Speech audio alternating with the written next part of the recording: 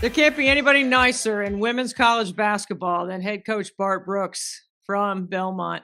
Coach, I'm so glad that you're able to be with us on Nothing But Net. Thank you for joining us again this year. We really appreciate your time. Oh, it's great to be here. You're the best in the business, Deb, and we appreciate all you do for us in our league, and excited to get this rolling. Well, as a reminder, people listening may not know my big part of the early part of my career was spent in the Valley. So I've always had great respect for the Valley. I'm just grateful that the Valley continues to allow me to do this with the coaches and players in your league because it's a lot of fun. And I've always called the Missouri Valley a great coaches league, Bart. And, every night you're tested by incredible, high level, hardworking, grinded out kind of coaches around this league. And some of them are using it as a stepping stone. And there's been a lot that have. But when you're playing in conference play, nobody cares about what's next. I mean, it's right about right now. And you're getting ready to start conference play this week. Yeah, I mean it's right in front of us, and I think we always play such a challenging non-conference schedule that I don't ever get the benefit of looking ahead. But then this time of year, Christmas break's usually miserable because we're trying to figure out, all right, how are we going to beat all these really good teams? And I think the coaching in a league is always um, it's just so different than what you do in the non-conference because those teams know you so well. Their Mhm. systems, their styles, and when you play against a team 2, 3 times a year, and then you get into the third, fourth year of playing against the same coach and the same program, it is really fun, but it's also really challenging. The tweaks, the adjustments, the little things that maybe you didn't notice in year one that you see and you appreciate about the coaches you get to compete against. Yeah, I think that's the fun part, right? Keeping it creative and lively. I mean, you might have to change your play calls, you might have to change some of your looks and the way you present your out of bounds plays, stuff like that. That just keeps you fresh and keeps you on top of it. So, one of the things that I love doing is watching film with coaches, and you've been kind enough to clip some plays for us. So, let's break down a little bit of your offense, Bart, and tell us what you're doing here. Yeah, so this is just a handful of 5 outs. We call this our spread look, where we've just basically taken everyone and give this big area, that rim area, open for cutting and slashing and posting. So this is an example of us playing to our five guy. This is Hillary Fuller, a sophomore for us. We hit the five, and then we can do a ton of different things out of this. And some of this is scripted. A lot of this is going to be our players just making decisions and what we say making the play that's in front of them. So here we have a little guard to guard back screen that's we're just trying to loosen up a defender, maybe make a early mistake. We don't get a rim cut, so then we get into the next thing. And what we love about our team this year is we've got, I think, some versatile players. We've got four guards and one big guy, and our big guy has some guard skill as well. So we get a switch here, and then we get a post-op opportunity, but we also have movement on the weak side. And we're big believers in our program that whatever we do on the action side, the live side, we've got to do something on the weak side to occupy help. And so we do a ton of movement on the weak side. And as you see here, we've got three defenders that are aware of an action that really is not the main thing. And then we throw it inside and have a talented player make a play. Yeah, I love Tootie Jones on the initial cut, right? Clears everything out, and then you go naked side. And if you're not at the nail with your team, you're going to score that one on one, right? If you don't see help. Yeah, and that's a huge piece of what we're trying to do on the weak side is trying to occupy that helper, so we can get our one-on-ones. And a lot of what we do with our movement and our spacing is to give people with the ball the space to go make the play. Do you consider, with your big skill set, trying to manipulate the five in help situations also to get them away from the rim? No doubt. I mean, and you see this example here. This is Clara Strack for Kentucky, she's a nightmare Yeah. defensively. She covers so much space and she's long, and so the more we could get her away from the rim, the more success. It was a really hard team to get layups against, but I think just having our five guy who has the ability to play from the perimeter, but we played a ton of spread, a ton of 5 out just for that purpose to get that five guy in decision mode, making decisions, having to do things away from the rim and not be able to protect it as well.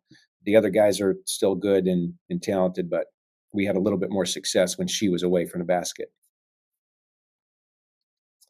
example, same kind of thing here. We just had a little flare screen on the weak side, easy switch, but they've got to do it correctly. And on this one, they Yeah. make a mistake, and we get ourselves it's hard to get easy baskets. So every now How and do then you out of a timeout. how do you know, Bart, how does your player on the slip know when to go? So we give our screeners the green light to slip every screen they set. But for them to do that, they've got to have a window to the rim. And the second they have a window to the rim, we want them to slip. So we think a rim cut is probably the best thing they can do when they set a screen. Okay. So right now, she fills that window. Her defender's left. You see this defender's left the space between her and the basket, and that's an immediate slip read. And it's sometimes we get these and we don't see it. The passer's got to see this as well as the screener.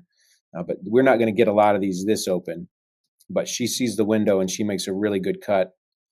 And obviously we deliver and get the finish. Yeah, a really good pass over Strack too, to be able to see that. Yeah. Love it. Little 5 out. Now we're going to set a little stagger ball screen action, playing against Tennessee's pressure. They're making it hard to get to the screen. So our point guard does a good job of getting to the level of the screen and then now using it to get to the second side of the floor. We dive the first one. We're going to slip out and pop the second. And we don't create an advantage. And that happens a lot when we play against really good teams, that we get into an action and then ultimately it's going to be the second or third action that gets us the look. So we just get into a series. We just call we're just dribbling at a teammate on the perimeter. So we dribble at a teammate. Now we come to the other side of the floor. We tell our weak side players the second they see the vision of the handler, they've got to be into action. And so these guys right now are into communication mode of who's screening, who's receiving. And so right now we're going to set a little flare screen on this defender. And our passer does a really good job of not getting in the middle of the action, but giving the action space to work so she can read the action and deliver to the action. So she comes off of this little, again, screener, reads the window to the rim, and then we get a little. Oh yeah, beautifully done. Yeah. Gorgeous. I mean, you even got a little illustration in there, man. I Hey, love it. this synergy, I'm telling you, I'm a big fan. They put this little dot in here, and I do all sorts of crazy things in film sessions. So it's great. I love synergy. And I love telestrating. And during COVID, when we were doing games from home, I bought myself an Etch-a-Sketch so I could telestrate on TV from home. I love it. I love it. I want to carry it around with me every place I don't have a telestrator so I could use it in game. But yeah, I'm spoiled. I'm with you. Yeah, I'm in heaven right now. So next one, same look. We're gonna try to get a little stagger ball screen and again, what we try to do with our 5 out is to create space on the floor that they've got to guard deep corners. They've got to guard obviously the ball and try to create space to the rim. And here's a good example of having a big guy that can shoot. Anytime there's 2 committed to the ball, we get a pretty simple look and doesn't have to be complicated and complex. I think that's probably the longer I do this, the simpler, the better. Yeah. Bart, when you're playing a team like Tennessee and you know they're going to pressure everything and they're going to overplay, when you put the shooters in the deep corners and you open up the middle third, are you, regardless of whether it's Tennessee or a team that likes to bring 2 to the ball, are you just trying to spread them out as much as you can? And then how much do you know, like when they take away the first option, how long does it take you to get to the second and third option if you're trying to play a little bit slower to try to use up some time? Yeah, I think one of the keys to this is I think we've got to feel really good about the player with the ball in their hands when we're in these alignments. And so Jalen Banks here as our point guard, we feel really good that she's going to be able to create an advantage if we give her the space to do that. And so many times I think offensively we get into trouble when we're trying to attack crowds.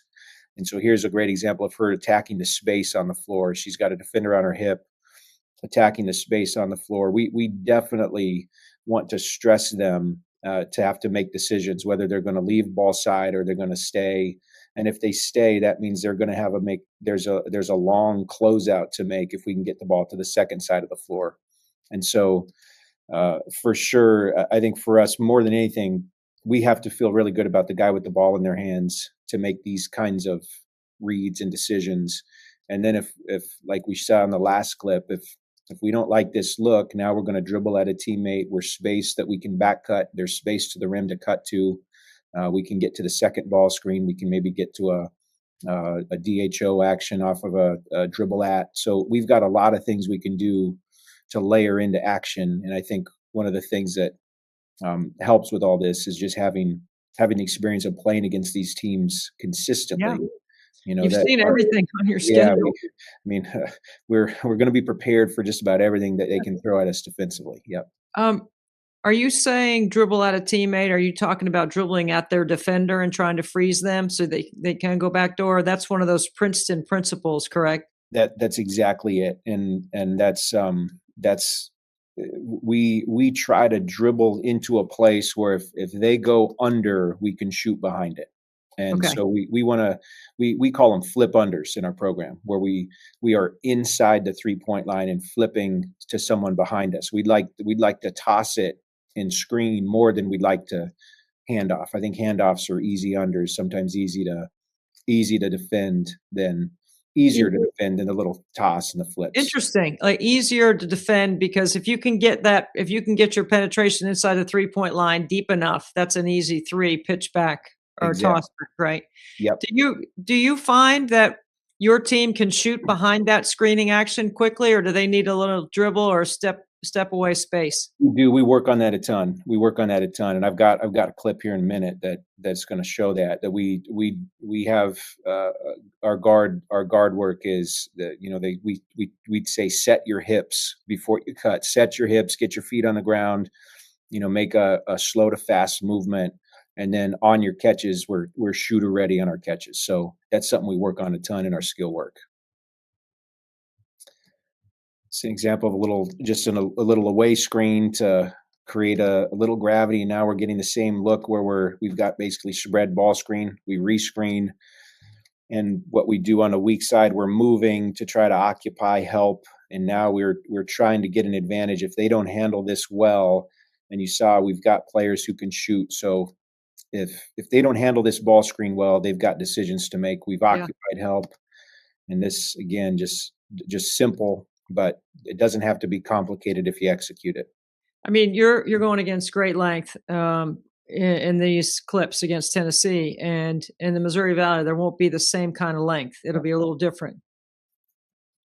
Yeah, and that's you know, a huge reason why I believe in playing the schedule is, you know, our players, we haven't got the results. You know, we're disappointed that we haven't found a way to win some of these games, but I think there's a slow build of confidence that we are competing, and we're progressing, we're improving, we're finding ways to be in these games late in the game.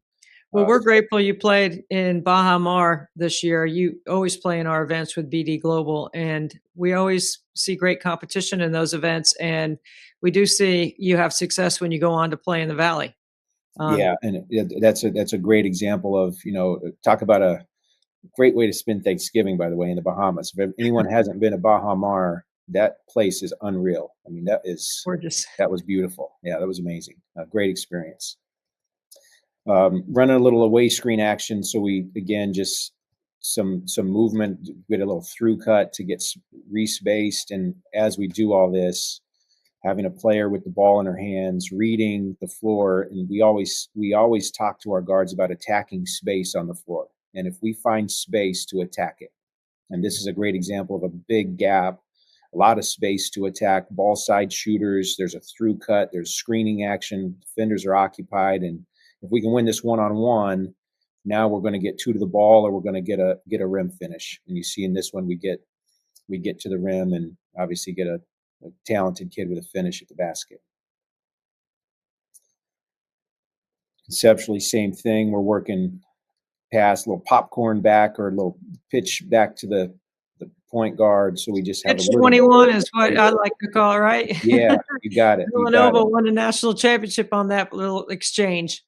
So just, you know, create a little confusion, a little a little gravity. So now we get 2 to the ball. And again, now we've got that rim empty and we've got our 5 guy in space. There's a closeout to attack. And now we're going to dribble out a teammate. And we see the eyes of the handler, and that's going to send us into screening action.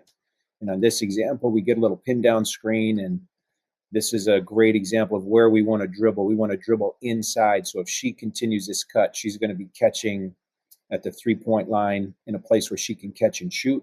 And this is an example of her just being shooter ready on the catch, ready to rip it. And so just movement, multiple players touch the ball, and then we get a nice little action out of it. Good shot for a good shooter. And same thing conceptually. We don't get anything off this. We just little guard to guard handoff into a quick ball screen. We don't create an advantage. And this is where I think our team grows as the year goes, because we get into the next thing quicker and better and more efficiently. And so here we hit our 5.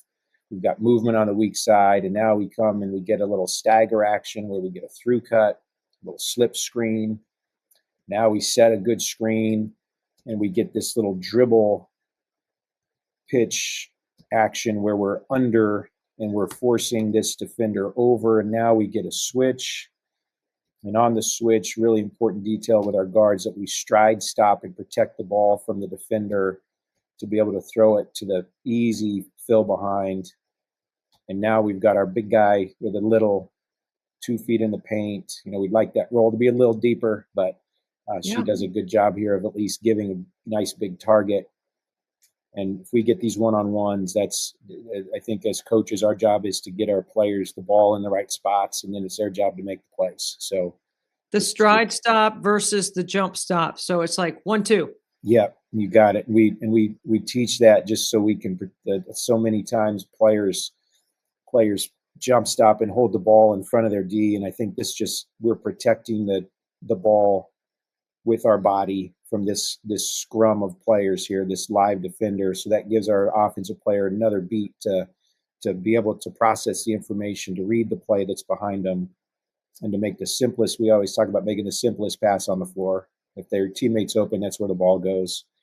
And do the next right thing.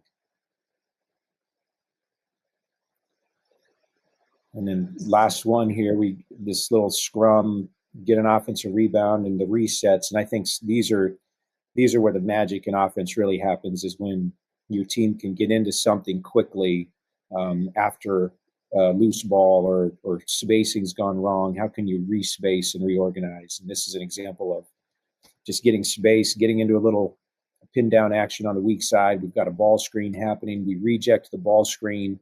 We pop it. So now we've got 2 to the ball, and we've got this player with 2 players. We've got a 2-on-1 behind the ball screen. And then just the simplicity of having this rim empty, that gives us a lot of freedom to make these rim cuts. So as you see this progress, commit to the pop, and then we get a rim cut. Beautifully done, right? Once you get that 2-on-1 on the backside, you should score on that in some. Yeah. This is what I love about our game is I think cutting is becoming a fundamental, right? It's not just pass, shoot, and dribble. The way you guys teach it, it looks like that's a very important part of what you're doing. It's huge. I think it's probably one of the hardest things to teach players, because it's probably one of the things they work on the least offensively. Everything they do with their practice and their skill work is with the ball in their hands. So working for Coach Bruno for as many years as I did, what are you doing between the touches is always what he would say. And so I think giving our players purpose when they don't have the ball is probably one of the main things we do. Sounds like a great Doug Brunoism. What are you doing between the touches, between the passes? Bart, this is really fantastic. We love breaking it down with you. Thank you so much for taking the time, and we wish you well in the course of the start of the Valley season. It should be a good one. It's compelling. You're picked to win it, so you got a little target on your back. It's going to be really interesting to see how everything plays out. I think the league's going to be really competitive and a lot of fun. It's fun unless we're in the middle of a game, then it's miserable. But preparation is miserable. The games are fun. I love competing in this league, and yeah, it's where we want to be. We want to be at the top at the end. So obviously, having the target on our back, that's part of the territory. We've got to handle our business. We're excited about the opportunity. We should be excited. And just last thing is coaching Tootie Jones for a sixth year. It's got to be amazing. What a sharp young woman. Man, it's she just I think she had 24-10 against Kentucky the other day. We're a little bit shorthanded, and she put her team on her back and willed us into being 2 possessions away at the end. And um, she is as competitive and as tough as they get. And I am spoiled, and will never again have a player who I'm going to coach for this many games. First of all, Yeah. 145 starts already. Um, I'm not even sure I've coached that many games yet, but It's she's great. incredible. She's an ultimate competitor and a nice young woman, just like all the rest of your kids. Bart, thank you so much for being with us on Nothing But Net. Thanks, Deb. Appreciate you.